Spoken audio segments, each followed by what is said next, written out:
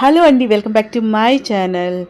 ఈరోజు ఈ వీడియోలో పిల్లలందరికీ విద్యను ప్రసాదించే సరస్వతీదేవి వసంత పంచమి గురించి ఈ వీడియోలో తెలియజేస్తున్నానండి. ఈ వసంత పంచమిని శ్రీ పంచమి అని కూడా అంటారు. అందరికీ కూడా ఈరోజు ప్రత్యేకమైన దినం, ముఖ్యంగా పిల్లలకి ప్రత్యేకమైన దినం అన్నమాట. ఆ రోజు పూజ ఎలా చేయాలో చూసేద్దామండి. ఈరోజు మనం ఏ దీపం వెలిగించాలి, పిల్లల చేత ఏ విధంగా చేయించాలి, ఈ పూర్తి వివరాలతో ఈ వీడియోని షేర్ చేశానండి. స్కిప్ చేయకుండా చూస్తారని అనుకుంటున్నానండి. వీడియో నచ్చితే ప్లీజ్ అండి లైక్ చేయండి. మనకి ఫిబ్రవరి మాఘమాసం మొదలవగానే ఎన్నో పండుగలు వస్తూ ఉంటాయి. ఈ మాఘమాసంలో శ్యామలాదేవి నవరాత్రులు, రథసప్తమి, శ్రీ పంచమి, శివరాత్రి, అలాగే మాఘ ఆదివారాలు, మాఘ పూర్ణమి, మహామాఘి అంటాం. ఇలా రకరకాల పండుగలు వస్తూ ఉంటాయి. అటువంటి పండుగల్లో మొదటిది శ్రీ పంచమి మనం జరుపుకుంటాం. ఈ వసంత పంచమి అనేది సరస్వతీదేవికి ఒక ప్రత్యేకమైన పూజగా మనం చేసుకునేది. ఈ రోజున సరస్వతీదేవి ముగ్గు ఇప్పుడు మీకు వీడియోలో కనిపిస్తుంటుందండి. ఆ ముగ్గు వేసుకోండి. ఆ ముగ్గు ఎలా వేయాలనేది నేను ఒక వీడియో చేశానండి. ఆ వీడియో లింక్ను డిస్క్రిప్షన్లో పెడతాను. అలాగే ఎండ్ స్క్రీన్లో వస్తుంది. ఒకసారి మీరు ఆ వీడియో చూడండి. పిల్లల చేత ఆ ముగ్గుని వేయించండి. అయితే ఆ ముగ్గుని మీరు ఒక పేపర్ మీదనే వేయచ్చు, లేదా ఒక పీటకి పసుపు రాసి ఆ పీట పైన వేయచ్చండి. ఇలా వేయడం వల్ల పిల్లలకి కొంచెం మాట సరిగ్గా రాదు. అలాగే వాక్ శుద్ధి కావాలి. మనం ఆడే ప్రతి మాట కూడా మంచిగా ఉండాలి. మనం మాట్లాడితే అవతల వాళ్ళు అట్రాక్ట్ అయ్యే విధంగా, వాళ్ళని ఆకర్షించే విధంగా మన మాట తీరు ఉండాలి. అలా మంచి మాట తీరు, అలా చదువుకునే పిల్లలందరికీ మంచి విద్య తెలివితేటలు ఉండాలి.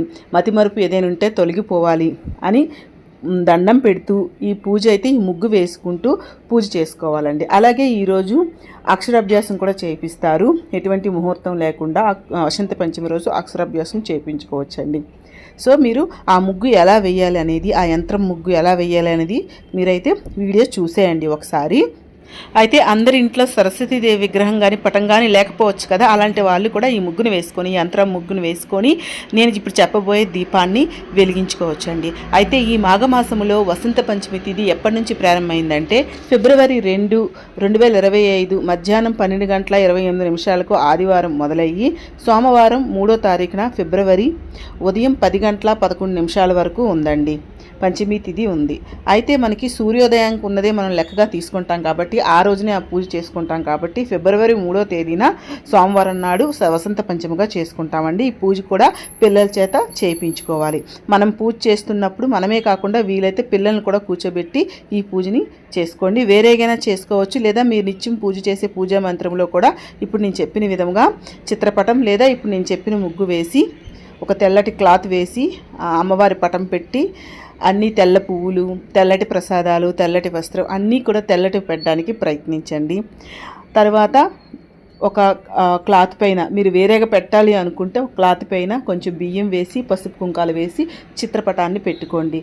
అలాగే అమ్మవారికి పసుపు కుంకాలని కూడా సమర్పించండి. అమ్మవారికి ఈ పూజని చిన్న వాళ్ళ దగ్గర నుంచి పెద్దవాళ్ళ వరకు చదువుకునే వాళ్ళు కాకుండా అన్ని కళారంగాల్లో ఉన్నవారు కూడా చేసుకోవచ్చండి. ఎందుకంటే వాక్ శుద్ధి జరుగుతుంది. అలాగే అన్నిటినీ కూడా మనం ఏ బిజినెస్ కానీ ఏ వ్యాపారం చేస్తుంటాం కానీ వాటికి సంబంధించిన పరికరాలన్నీ కూడా పూజలో పెడుతూ ఉంటారండి ఈరోజు. అంటే అవి విద్యతో సమానం అనమాట. మనం ఏ బిజినెస్ చేయని, ఏ వ్యాపారం చేయని అందరికి సంబంధించినవన్నీ కూడా అక్కడ పెట్టి పూజ చేసుకోవచ్చు ఈరోజు. తర్వాత ఇప్పుడు ప్రత్యేకంగా చదువుకున్న పిల్లల చేత చేయిస్తారు కాబట్టి పిల్లలతో అయితే కంపల్సరిగా చేయించాలి. అంటే విద్యని ఎవరైతే కొనసాగిస్తున్నారో అందరూ కూడా ఈ పూజ చేస్తే చాలా మంచిదండి. సో ప్రత్యేకంగా దీపం పెట్టడం కోసం ఒక రాగి కానీ ఇత్తడి పళ్ళెంలో ఒక ముగ్గు వేసుకొని పసుపు కుంకాలతో అలంకరించుకొని దీపాన్ని అయితే అమ్మవారి ముందు పెట్టుకోవచ్చండి. సో మీరు మిగతా రోజువారీ దీపాలు పెట్టినప్పుడు పెట్టి ఇప్పుడు నేను చెప్పిన దీపాన్ని కూడా పెట్టుకుంటే చాలా మంచిదండి. స్కూల్కి వెళ్ళని పిల్లల చేత కూడా మనం చెప్తూ వెనక వాళ్ళని చెప్తూ వాళ్ళ బదులు మనం చేస్తూ కూడా పూజ చేయించుకోవచ్చండి. సో పూజలో కూర్చోగలిగిన పిల్లలు అయితే వాళ్ళని కూడా ఆ రోజు పూజలో కూర్చోబెట్టి పూజ చేయిస్తే, అమ్మవారిని పూజ చేయిస్తే మంచిదండి. అలాగే వాళ్ళ బుక్స్ కానీ వాళ్ళకి సంబంధించిన పెన్నులు పెన్సిల్ అన్నీ కూడా పసుపు కుంకాలు పెట్టి పూజలో పెట్టాలండి. దాని మీద ఓం కానీ స్వస్తి గుర్తు కానీ వేసి మనం వినాయక చవితి రోజు ఎలా అయితే బుక్స్ అయితే వినాయక చవితి పూజలో పెడతామో అలా పెట్టుకుంటే మంచిది. బాగా చిన్నపిల్లలు అయితే ఇప్పుడు వాడుతున్నారో లేదో వాళ్ళ పలకలు ఉంటాయి కదండి, స్లేట్స్, అవి కూడా పెట్టుకునేవి, అవి కూడా పెడితే మంచిదండి. అలాగే మనం యూజ్ చేసిన బుక్స్ అయినా సరే పసుపు కుంకాలు పెట్టి పూజలో పెట్టుకోవాలండి. సో ముందుగా ఇలాగా పెట్టుకొని పిల్లలకు మంచి విద్య రావాలని, తెలివితేటలు కావాలని మనం దండం పెట్టుకుంటూ పూజనైతే ప్రారంభించాలండి. ఇలా పూజని వేరే పీట పెట్టుకుని కానీ లేదా పూజా మందిరంలోనే కానీ మళ్ళీ చెప్తున్నాను చేసుకోవచ్చు అనమాట. ఈ యంత్రం ముగ్గు వేసుకుంటూ ఇలా అన్ని పూజని సర్దుకున్నాక సరస్వతీదేవి అమ్మవారిని ఎలా పూజిస్తామో అలాగే గణపతి పూజను తొలి పూజ చేయాలి. సో స్వామివారిని కూడా పూజ చేసుకోవాలండి. సో తర్వాత అమ్మవారి అలంకరణ అన్నీ కూడా తెలుపు పెట్టుకొని అలంకరణ చేసుకోవచ్చు. తర్వాత మొదటిగా మామూలు దీపారాధన చేయాలండి. అంటే ఇంట్లో నిత్య దీపారాధన, అంటే వేరేగా మీరు పీఠం పెట్టి చేస్తే నిత్య దీపారాధన ఇంట్లో చేసి తర్వాతనే మనం వేరేగా పీఠం పెట్టి అమ్మవారికి వేరేగా పూజ చేసుకోవాలండి. అంతేగాని ముందుగా ఇంట్లో దీపం పెట్టకుండా వేరేగా పీట పెడితే అక్కడ చేయకూడదనమాట. ఇంటి అందరికీ హ్యాపీగా ఉండాలని, పిల్లలు బాగా చదువుకోవాలని సంకల్పం చెప్పుకుంటూ పూజని మొదలు పెట్టాలి. ఫిబ్రవరి 3వ తేదీన సోమవారం వసంత పంచమి రోజు మనం జరుపుకుంటున్నాం కాబట్టి ఎవరైతే ఇప్పటివరకు పిల్లలకు అక్షరాభ్యాసం చేయలేదో వాళ్ళు కూడా పిల్లలకి అక్షరాభ్యాసం ఈరోజు అయితే చేయొచ్చండి. మీకు దగ్గరలో ఉన్న టెంపుల్స్లో కానీ ఈ వసంత పంచమి రోజు మనం అక్షరాభ్యాసం చేయొచ్చు అనమాట. కొత్తగా స్టార్ట్ చేసుకుంటే వాళ్ళు ఈరోజు చేస్తే చాలా మంచిది. ఎందుకంటే నెక్స్ట్ జూన్ జూలై నుంచి స్టార్ట్ అయితే పిల్లలందరికీ పంపిస్తారు కాబట్టి అక్షరాభ్యాసాలు చేయిస్తే మంచిదన్నమాట. ఇక్కడ ప్రత్యేకంగా వెలిగించే దీపం గురించి చెప్తానన్నాను కదా. ఒక ప్రమిదిని తీసుకొని దానికి పసుపు రాసి 3 బొట్లు పెట్టి అలంకరణ చేసుకొని అడుగుని వేరొక ప్రమిది పెట్టి మనం అలంకరించుకున్న ప్లేట్ ఉంది కదా దానిపైన పెట్టుకోవాలి. ఒకవేళ మీ దగ్గర ఒక ప్రమిదే ఉందనుకుంటే ప్లేట్లో కొంచెం బియ్యం పోసి ఆ బియ్యం పైన ఈ ప్రమిదిని పెట్టుకొని 2 ఒత్తులు కలిపి ఒక ఒత్తిగా చేసుకొని అలాంటివి 3 ఒత్తులు పెట్టి, అంటే జ్ఞానము విద్య తెలివితేటలు ఈ 3 కూడా పిల్లవానికి కలగాలి అని చెప్తూ అదొక జ్ఞానదీపం వెలిగించాలి. ఆ రోజు పిల్లల చేత వెలిగించాలన్నమాట. వెలిగించగలిగే పెద్ద పిల్లలైతే వారి చేత వెలిగించండి.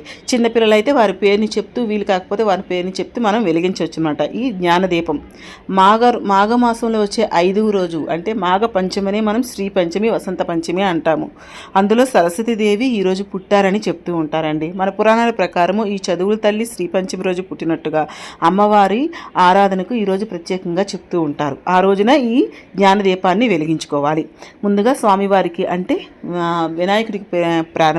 వినాయకుడిని ప్రార్థించుకున్న తర్వాత వినాయకుడికి మనం ప్రసాదం పెట్టాక అమ్మవారిని పూజ చేసుకొని అమ్మవారికి తెల్లని పాలు తెల్లని ప్రసాదాలు పెట్టుకొని ఈ జ్ఞానదీపం వెలిగించుకొని పూజ చేసుకోవచ్చు. దీంట్లో కుదిరితే ఆవు నెయ్యి యూజ్ చేయండి, లేకపోతే నువ్వుల నూనె వెలిగించవచ్చు. అయితే ఈరోజు ఇన్ని దీపాలు పెట్టాలని రూల్ లేదండి. నార్మల్ దీపారాధన చేశాక ఈ ప్రత్యేకమైన దీపం వెలిగిస్తే సరిపోతుంది. ఆ పైన మీ ఇష్టం ఎన్ని దీపాలైనా వెలిగించుకోవచ్చు. అయితే ప్రత్యేకమైన ఈ జ్ఞానదీపం మాత్రం వెలిగించండి.